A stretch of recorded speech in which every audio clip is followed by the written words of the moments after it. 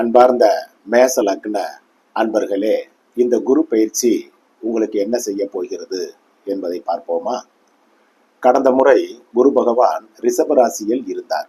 இந்த முறை மிதுன ராசிக்கு பயிற்சி ஆகிறார். அதாவது லக்னத்திற்கு 2ஆம் வீட்டில் இருந்து 3ஆம் வீட்டிற்கு வந்திருக்கிறார்.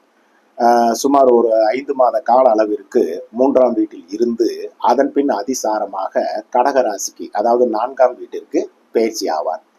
சுமார் 2.5 மாத காலம் அங்கிருந்து விட்டு திரும்பவும் 3ஆம் வீட்டிற்கு வந்து விடுவார்.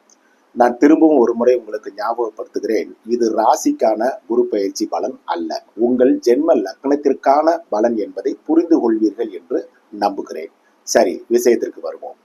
கடந்த முறை 2ஆம் இடத்தில் இருந்த குரு பகவான் உங்கள் லக்னத்திற்கு 6, 10ஆம் இடங்களோடு தொடர்பை ஏற்படுத்தி கொண்டார்.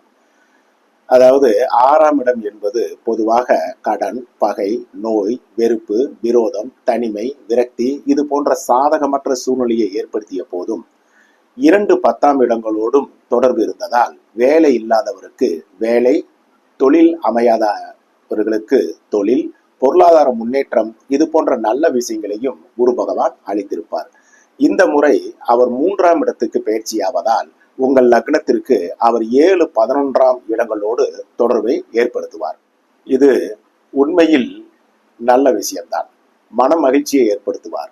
இதுக்கு முந்தி பகை, விரோதங்கள் இருந்த போதும் அதை சரி செய்து உறவுகள் மேன்மையை வளப்படுத்துவார். பணியில் இடமாற்றங்கள் தேவைப்படுவோருக்கு இடமாற்றத்தையும் அளித்து மகிழ்ச்சியை உண்டு பண்ணுவார். இன்னும் சிலருக்கு நீண்ட காலமாக விற்காத மண், மனை, வாகனம் போன்ற அசையும் அசையா சொத்துக்களை விற்று லாபங்களை அள்ளி தந்திடுவார். குடும்பத்தில் சிலருக்கு சுபகாரிய பேச்சுக்களையும் சுமூகமான முறையில் முடித்து வைப்பார். கணவன் மனைவி உறவுக்குள் அன்பை விதைத்திடுவார். மாணவர்களுக்கும் உற்சாகமான கல்வியை அளித்திடுவார். காதலிக்கும் இளைய பருவத்தினருக்கும் அனுகூலமான போக்கை கொடுப்பார்.